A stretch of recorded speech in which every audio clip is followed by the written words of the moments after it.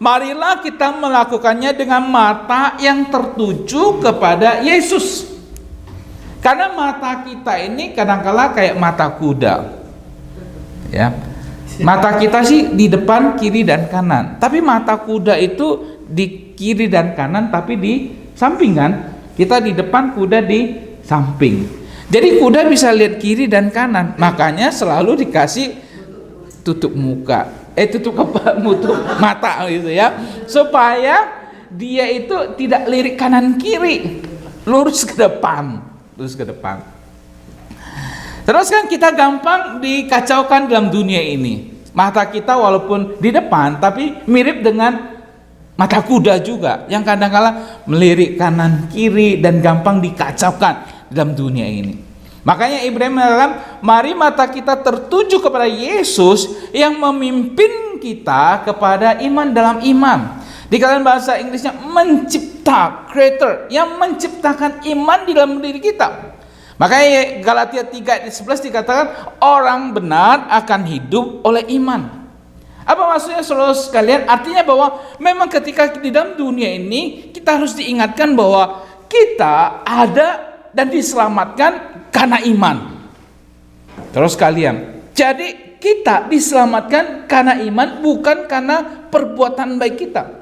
Dan kita bisa ada di dalam gereja ini itu karena Yesus juga yang menciptakan iman itu, dan kemudian dikatakan iman itu yang membuat kita tetap ada sampai saat ini. Dan iman itulah yang akan membawa kita ke surga nanti. Ketika Yesus datang kedua kali, dia kemudian akan mencari apakah ada iman di dalam dunia ini. Apakah masih ada orang yang percaya kepadanya? Saudara sekarang kita tahu ada banyak jenis Kristen. Ada Kristen kapal selam itu kadang muncul, kadang enggak gitu ya. Itu Kristen kapal selam. Ada Kristen KTP, Kristen tanpa pertumbuhan. Tapi ada satu namanya Kristen kecoa. Kenapa saya sebut Kristen kecoa? Karena kecoa itu adalah binatang, terus kalian, yang bisa bertahan berminggu-minggu tanpa kepala. Kalau dipotong, ditarik kepala, dia masih hidup, bergerak-gerak. Dan akhirnya baru mati dehidrasi, nggak ada air. Nah, kenapa kepalanya kalau dicopot kecoa itu masih hidup berminggu-minggu? Karena dikatakan bahwa kecoa itu bernafas melalui lubang di bagian segmen tubuhnya. Maka dia masih bisa tetap hidup bernapas. Walaupun kepalanya nggak ada, tapi dia masih tetap hidup. Makanya kenapa saya katakan ada orang Kristen kecoa? Karena ada orang Kristen yang tidak melihat Yesus dan hidup dalam Yesus yang adalah kepala, tapi terus menyebut dia Kristen.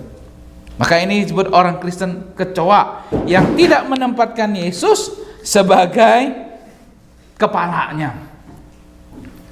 Iman adalah satu yang diciptakan di dalam kehidupan kita, sehingga kita melihat itu adalah dasar kita percaya kepada Yesus. Seorang pendeta bernama George Muller pernah mengatakan sebuah perkataan yang saya ambil kata yang terakhir. Iman dimulai di mana kekuatan manusia itu tidak ada. Faith began where man's power ends. Di mana tidak ada kekuatan manusia. Kita diselamatkan itu karena anugerah daripada Tuhan. Kita beriman kepada Yesus, dan Yesus yang memang menciptakan itu.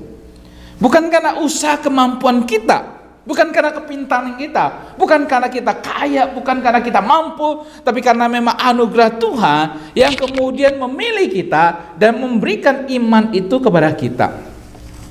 Ada seorang di Amerika ini bernama Chuck Colson, saudara sekalian, dia pernah masuk dalam penjara karena skandal Watergate.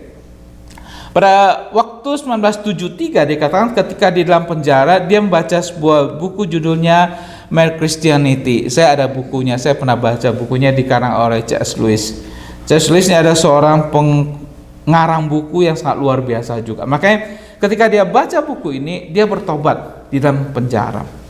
Dikatakan ketika dia bertobat, saudara sekalian, dia kemudian memulai pelayanan untuk para narapidana. Bahkan sampai saat ini sudah ada 100 negara yang dilayani khususnya untuk para narapidana. Dimulai oleh Chuck Colson nih, yang memang dulu terkena kasus skandal Watergate. Dia masuk dalam penjara, dia bertobat di sana, dan dia memulai di dalam penjara. Dia memang sudah meninggal tahun 2012.